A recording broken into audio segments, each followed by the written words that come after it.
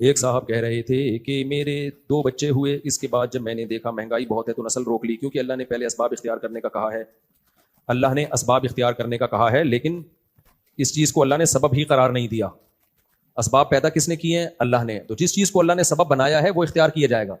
تو اللہ نے اولاد کی کثرت کو مہنگائی کا سبب نہیں بتایا، بلکہ رزق کے لانے کا ذریعہ بتایا ہے، رزق کی فراوانی کا ذریعہ بتایا ہے. آپ فیملی پلاننگ والوں کی باتوں میں آ کے نسل روک رہے ہو کہ مہنگائی بڑھ رہی ہے، تو اس کا مطلب آپ فیملی پلاننگ والوں کو اللہ پہ ترجیح دے رہے ہو. اللہ کہہ رہا ہے کہ اولاد رزق کا ذریعہ ہے، اور اس کی دلیل بھی دی اللہ نے. خالی ہوائی دعوے معاذ اللہ کوئی دعوے نہیں کیے اللہ تعالیٰ نے، دعوے برائے دعوے. اللہ نے کہا دیکھو بچہ پیدا ہوتے ہی ماں کی چھاتیوں میں دودھ آتا ہے، حالانکہ پہلے دودھ کہیں نظر نہیں آ رہا ہوتا. دودھ ایک سائن ہے، ایک علامت ہے کہ اس کی بنیادی ضرورتیں میں پوری کروں گا، میں غافل نہیں ہوں اس سے. اب بے وقوف آدمی کہتا ہے کہ صرف دودھ ہی پیدا کیا ہے نا اللہ نے، تو بچے کو خالی دودھ تھوڑی چاہیے، بچے کو تو لنچ کے لیے پیسے بھی چاہیے، کنوینس کا خرچہ بھی چاہیے، میڈیکل الاؤنس بھی چاہیے، فلانا بھی چاہیے، ڈمکانا بھی چاہیے. تو بے وقوف یہ کہتا ہے. عقل مند کہتا ہے بچے کو ابھی فی الحال دودھ کی ضرورت تھی، اپنے اللہ نے اپنی قدرت سے پیدا کر دیا، یہ بتانے کے لیے کہ جو ضرورتیں ہوں گی وہ میں پوری کروں گا. تو اس لیے فلسفہ ہی سرے سے غلط ہے.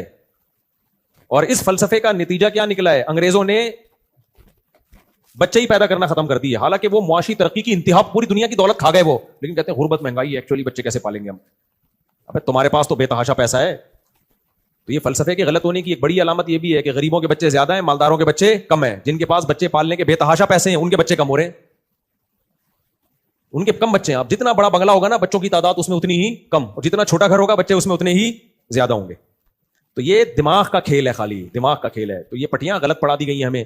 غریب آدمی کو اولاد کی ضرورت زیادہ ہے تاکہ وہ اولاد جوان ہو کر اس کے کاموں میں معاون اور مددگار بنے. یہ خوب سمجھ لو، 2 چیزوں سے لوگ غافل ہیں. پہلی بات تو یہ سمجھ میں آ گئی نا کہ بچوں کی پیدائش یہ غربت ختم کرنے کا ذریعہ ہے، غربت کم کرنے کا ذریعہ نہیں ہے، یہ بڑھانے کا ذریعہ، غربت ختم کرنے کا ذریعہ ہے. آبادی بڑھتی ہے تو معاشی ترقی زیادہ ہوتی ہے. اب کسی ملک میں آبادی زیادہ ہے اور غربت ہے، تو غربت اس کی آبادی کی وجہ سے نہیں ہے، غربت دوسرے اسباب کی وجہ سے ہے. جیسے پاکستان میں غربت ہے، آبادی بھی بہت ہے، تو اس کا یہ مطلب نہیں آبادی کی وجہ سے غربت ہے. اگر آبادی کم ہوتی اور زیادہ غربت ہوتی، کیونکہ کمانے والے اور کم ہوتے ہیں سوسائٹی میں. جب آبادی کا ریشو بڑھتا ہے تو جوانوں کا ریشو بڑھتا ہے. جس کنٹری میں جوان کا ریشو بڑھے گا تو کام کا ریشو بڑھے گا نا. اس ملک میں ورک کرنے والے لوگ زیادہ ہوں گے، لوگ سب کمائیں گے. کما رہے ہیں کہ نہیں کما رہے؟ یہاں لوگ کما رہے ہیں. آپ کہتے ہیں بہت سارے بے روزگار بھی تو ہیں، تو وہ بے روزگار وسائل کی کمی کی وجہ سے نہیں ہے، وہ وسائل پہ چند لوگوں کے قبضے کی وجہ سے ہیں. وسائل تو بہت پیدا ہو رہے ہیں. تو آبادی کم ہونے سے پاکستان میں غربت کم نہیں ہوگی، غربت اور زیادہ بڑھے گی. بلکہ حقیقت بتاؤں، ہمیں تو صرف مل ہی آبادی کی وجہ سے رہا ہے، ہمارے حکمرانوں کی تو ٹکے کی پلاننگ نہیں ہے. آپ کیا سمجھتے ہو ہمارے ماہر جو اکنامکس کے جو ماہر تھے، معیشت کے ماہر تھے، انہوں نے 50 سال پہلے بہترین پلاننگ کی ہے جس کی وجہ سے آج ہم کھا رہے ہیں؟ ایسا ہے؟ یہ لطیفہ اگر کوئی سنائے گا تو آپ مان لو گے اس کو؟ انگریز آج کیوں کھا رہا ہے؟ 50 سال پہلے بہترین پلاننگ ہوئی ہے جس کا رزلٹ آج وہ دیکھ رہے ہیں. ہمارے ہاں کوئی ایسی پلاننگ ہوئی ہے؟ تو ہم صرف کس بیس پہ کھا رہے ہیں؟ آبادی کی کثرت کی وجہ سے جوانوں کا ریشو کیا ہے؟ زیادہ ہے. صرف اس بیس پہ کھا رہے ہیں. اگر ہمارے یہاں غربت یعنی آبادی کم ہوگی تو اس سے بھی ایک کھانے کا ذریعہ تھا، اس سے بھی ہم جائیں گے.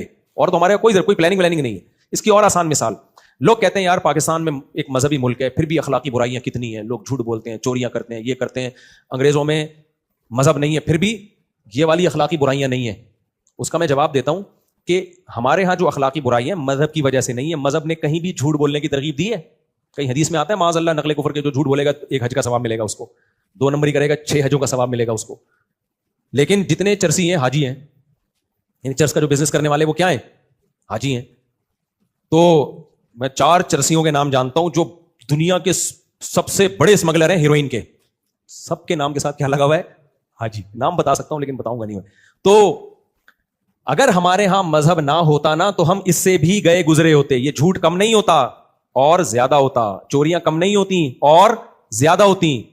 کیونکہ ہمارے ہاں جو کچھ خیر اور خوبی اگر ہے تو وہ مذہب کی وجہ سے ہے. کیونکہ ہماری گورنمنٹ کی اخلاقی تربیت میں گورنمنٹ کا کوئی پلاننگ اور کوئی کردار، گورنمنٹ کی کوئی پلاننگ اور کوئی کردار نہیں ہے، نہ اسکولوں میں نہ یونیورسٹیوں میں، کہیں بھی نہیں ہے، زیرو ہے.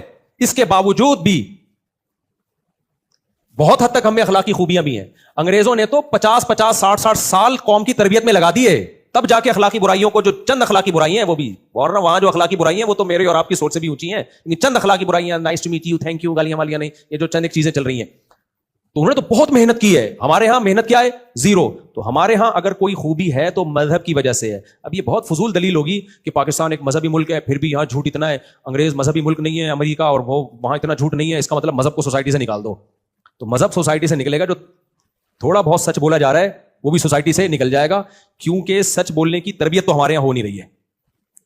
تو یہی خوب سمجھ لو کہ ہمارے ہاں ملک کو اکنامکلی مضبوط بنانے کی حکمرانوں کی طرف سے کوئی پالیسیاں نہیں ہے, بلکہ حکمرانوں نے اللہ کے فضل سے بیڑا غرق کرنے میں کوئی کسر نہیں چھوڑا. تو اگر ہمارے ہاں کچھ ہمیں ملک میں اکنامکلی کچھ تھوڑی بہت ترقی نظر آ رہی ہے, لوگوں کے پیٹ بھرے ہوئے ہیں, تو صرف آبادی کی کثرت.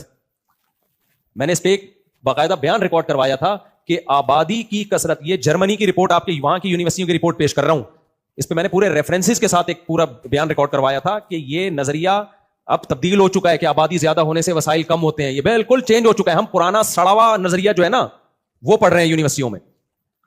میرا ایک شاگرد جرمنی سے باقاعدہ پڑھ کے آیا, اس نے پوری ریفرنس دی, وہاں کے پروفیسر کیا کہتے ہیں.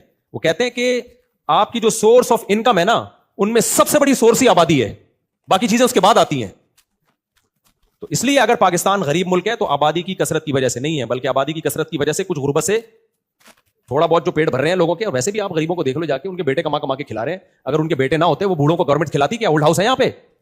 امریکہ تو بڈھوں کو اتنا الاؤنس دیتا ہے, فری پکڑ میں کھاتے ہیں بیٹھ کے. یہاں دیتی گورنمنٹ کہتی ہے ہمارے پاس IMF کو دینے کے لیے قرضہ نہیں ہے, ہم بوڑھوں کو الاؤنس دیں. یہاں بوڑھوں کو کھلاتا کون ہے؟ ان کے بیٹے کھلا رہے ہوتے ہیں. عورتوں کو کھلاتا کون ہے؟ ان کے میاں کھلا رہے ہوتے ہیں. ایک آدمی ایک بیوی کا خرچہ اٹھائے گا, بچوں کا خرچہ اپنے ماں باپ کا خرچہ گورنمنٹ نہیں اٹھا رہی. یہ کون اٹھا رہا ہے؟ آدمی. وہاں گورنمنٹ اٹھا رہی ہے, آدمی نہیں اٹھا رہے. تو آدمی مارکیٹ سے شارٹ ہو گئے, سب کچھ شارٹ. اس لیے بالکل بیکار قسم کی باتیں ہیں یہ. تو اس لیے غریب بات. اور ویسے بھی دیکھو, ہم یہ تو عقلی دلائل میں دے رہا ہوں نا, جب ہم اللہ اور اس کے رسول پر ایمان رکھتے ہیں تو ہمیں عقلی دلیل کی ضرورت نہیں ہے, ہمیں اللہ پہ توکل کرنا ہے.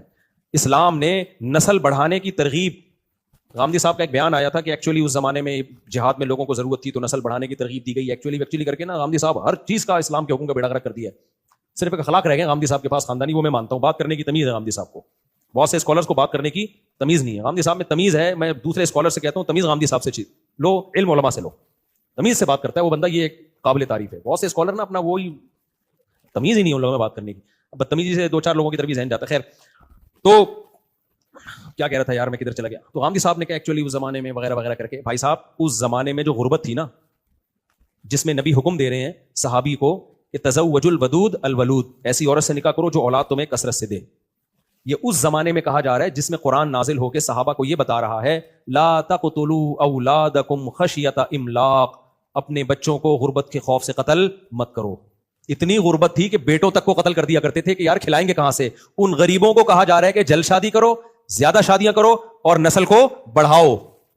آج ایسی سچویشن نہیں ہے, ہوگی چند ایک گھروں میں, اس کا آبادی سے تعلق نہیں ہے, وہ ویسے ہی اللہ کی طرف سے آزمائشیں ہوتی ہیں اور ملک کی پالیسیاں جو حکمرانوں کی وہ غلط ہوتی ہیں. آج یہ اس پر عمل کر رہے ہیں ہزار گز کے بنگلوں میں رہنے والے لوگ, کہہ رہے ہیں ایکچولی تربیت مشکل, ایکچولی ہم کھلائیں گے کہاں سے. ابے تمہارے پاس تو رکھنے کی جگہ نہیں ہے, تو یہ دل چھوٹا ہونے کی علامت ہے. تبھی آپ کو جس کے بچے زیادہ ہیں اس کے چہرے پہ رونق نظر آئے گی, خوشیاں نظر آئیں گی, چاہے غریبی ہوگا.